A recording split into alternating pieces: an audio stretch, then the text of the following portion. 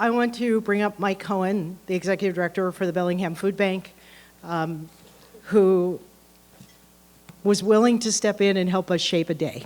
And I just have so much gratitude for that. So we get to start with you.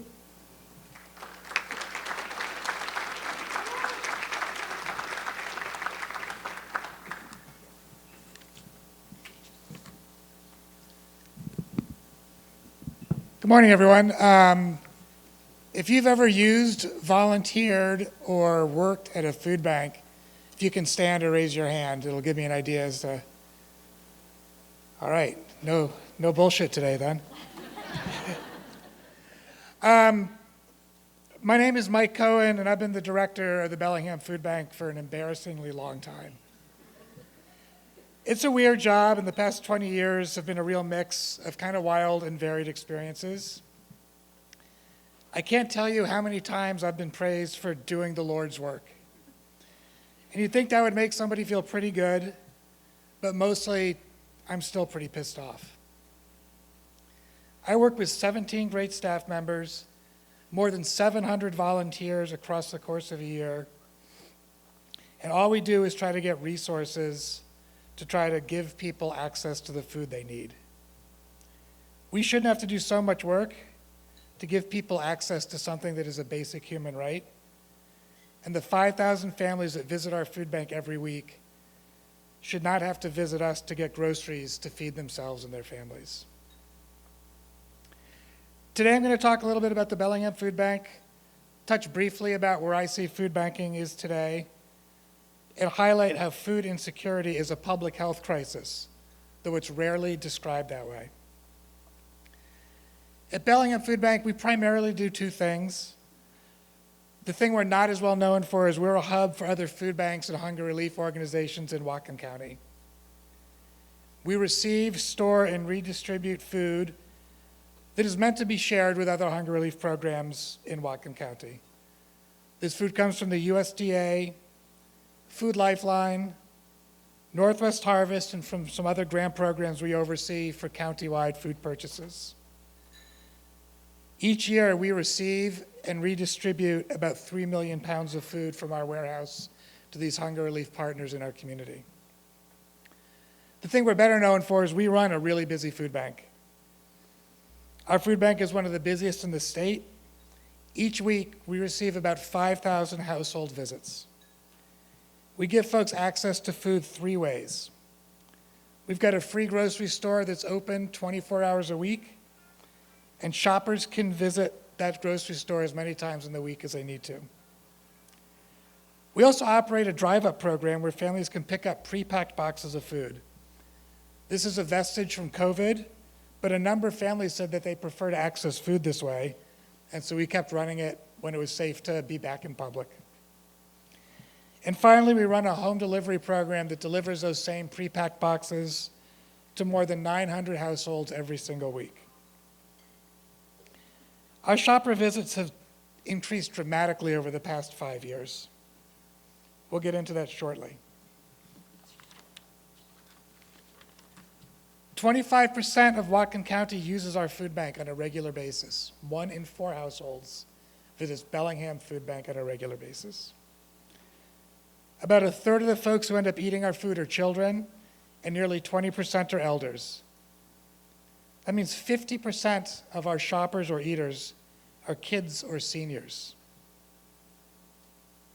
Think about how food access and food insecurity will and does impact the health of our children and seniors. Kids and elders are half of the people who are eating the food they get from our food bank. The median household income at our food bank is around $1,400 a month. 70% of our food bank shoppers report having a monthly income of less than $2,000 per month, $24,000 a year. Bellingham is a really expensive place to live. An inexpensive place to live would be hard to manage on $24,000 a year. Most of our shoppers have at least one household member with a disability. Diabetes, hypertension, and heart disease are very common among food bank shoppers and much more common when compared against the rest of the community. Not surprisingly, significant health disparities exist for food bank households. A better investment in food security would be investing in public health improvements. However, food security and public health is not where sectors of government see a real intersection. Our shoppers, when compared to the demographics of the overall county, are disproportionately people of color, refugees, and immigrants. About half of our shoppers identify as people of color, refugees, or immigrants. We've talked about how low income they are. The shopping floor at our food bank feels a little bit like the United Nations without all the fancy suits and earpieces. It's a beautiful mix of people who live in our community, and in a given week, almost 30 languages are spoken at our food bank. I'm going to talk a little bit about how Bellingham Food Bank has changed since COVID. We made some positive changes, and with that came more people who were food insecure. We really began listening to shoppers more. Instead of working hard to get donated food, because we heard about the challenges that posed for a lot of our shoppers, we listened to the food that they wanted and tried to raise a lot of money and began buying more food than ever. People wanted things like fresh produce, common items from the dairy cooler, and protein. What a shock. It's the same food that we all buy when we can go to the grocery store. Coming out of COVID, we also hired a lot more bilingual staff, made our intake process as easy and friendly as possible, and made shopping at our food bank relatively easy regardless of language or literacy. These changes and local economic changes led to the massive growth you can see on this slide. Improved ease of access, improved food, and familiar food, really focusing on what our shoppers want, need, and deserve, resulted in massive increases in visits. We're proud to be this busy because we think this better reflects the actual level of our hunger in our community than was present before we made those changes. The United Way publishes a report called the ALICE Report. ALICE stands for Asset, Limited, Income, Constrained, and Employed. If there's any marketing folks out there, I think the United Way may need some help. ALICE essentially tries to identify the folks in the community who are above the poverty line, but really struggle after paying for the basic needs of things like housing, food, healthcare, and childcare.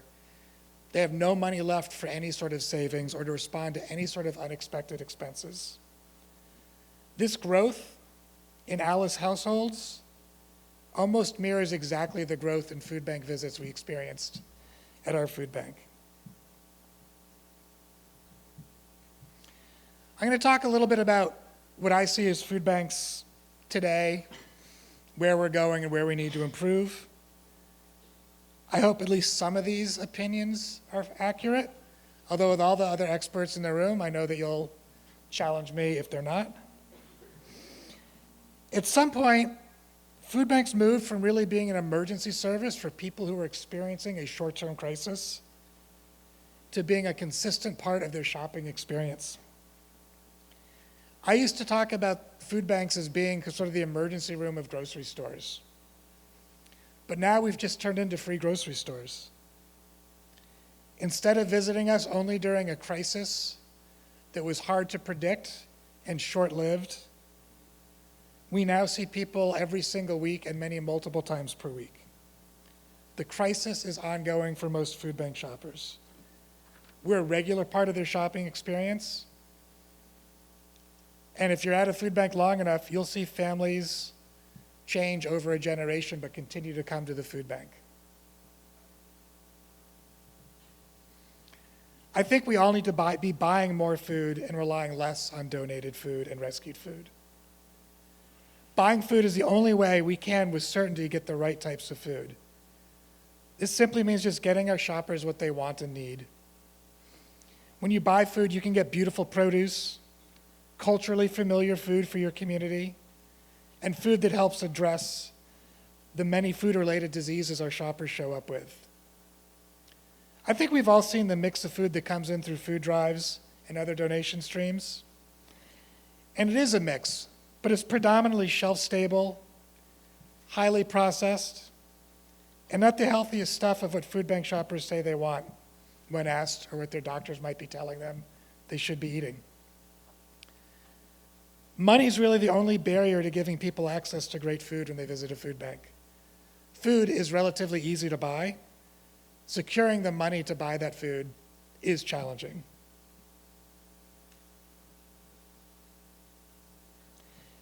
There's no funding for any food banks that's connected to how busy a food bank is.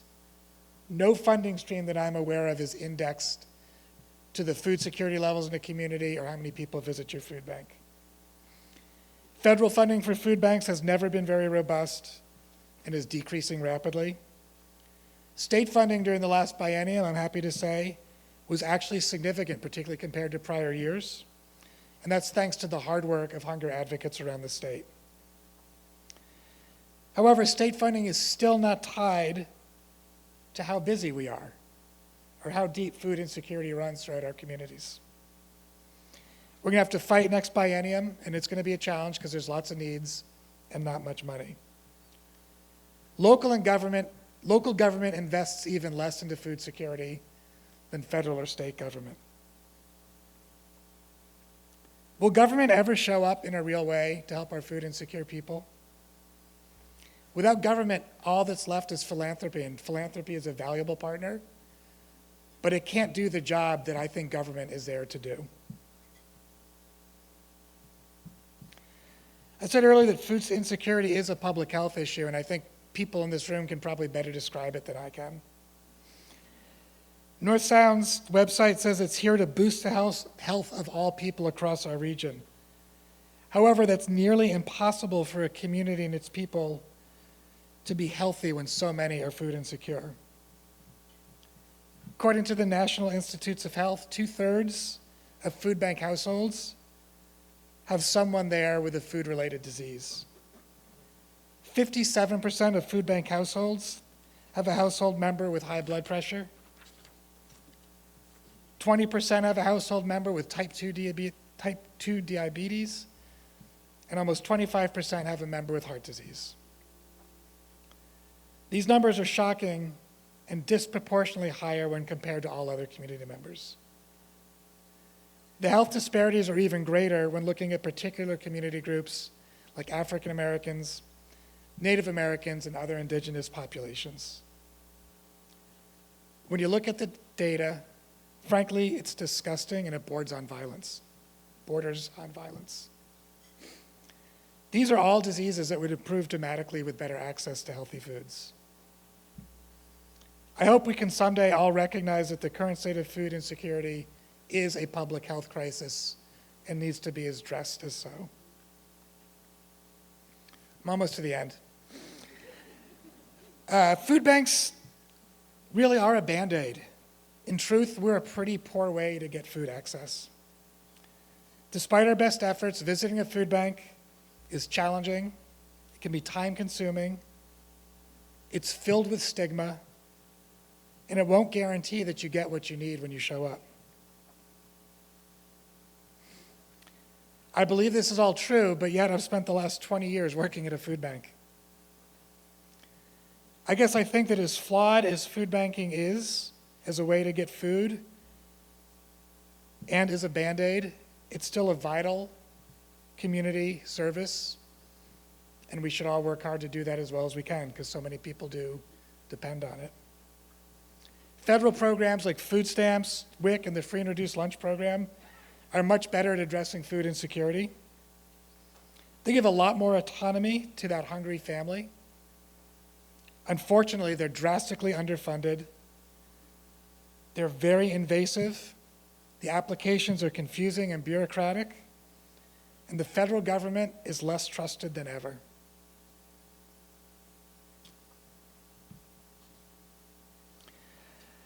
I'm guessing most folks have heard the parable about the babies floating down the river. If you haven't, I'll try to do it real quick. A person's in a happy village, out tending the fields one day, and they see a baby floating down the river, and she walks out and rescues that baby. Then sees two more babies coming down the river. So she goes and gets help. And soon babies are just pouring down that river, and much of the town is there pulling them out of that river. The work is hard and appears endless. Then one person starts to walk away and is asked, "Where are you going?" They say with confidence, "I'm going upstream to find out why so many babies are ending up in this river."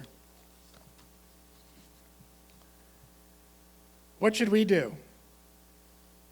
Should the food bank keep plucking the babies out of the river?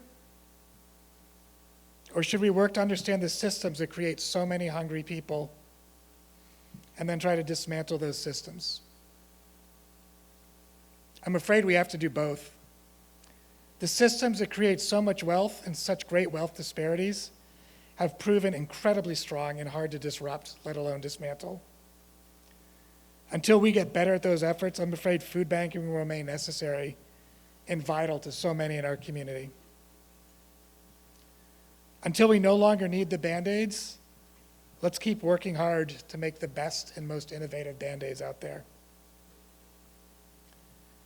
I'm going to close by sharing a poem from Natalie Diaz with you. I want to thank you for your time listening to me, and I look forward to seeing more of you today.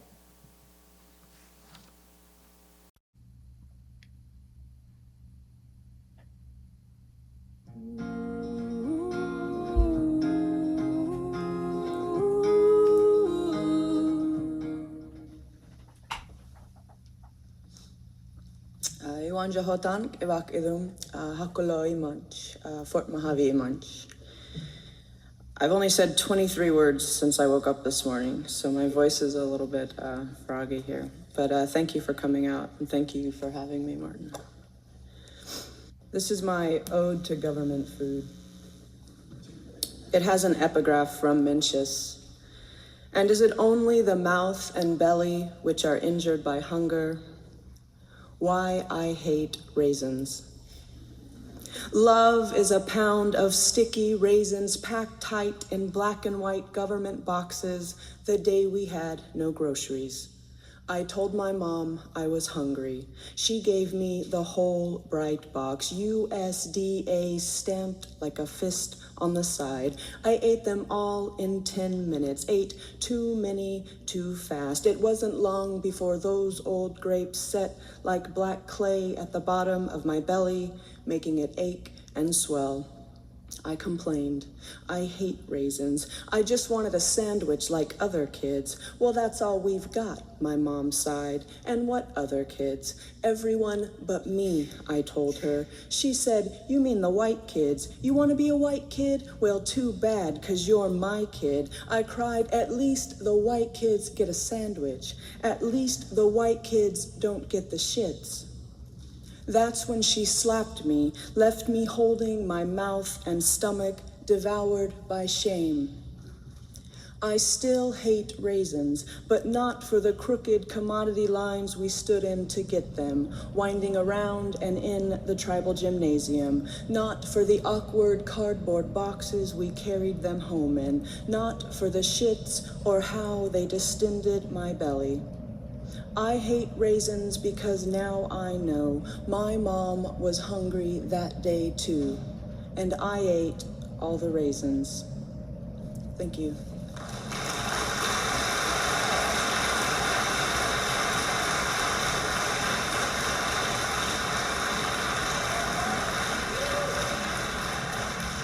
Natalie Diaz.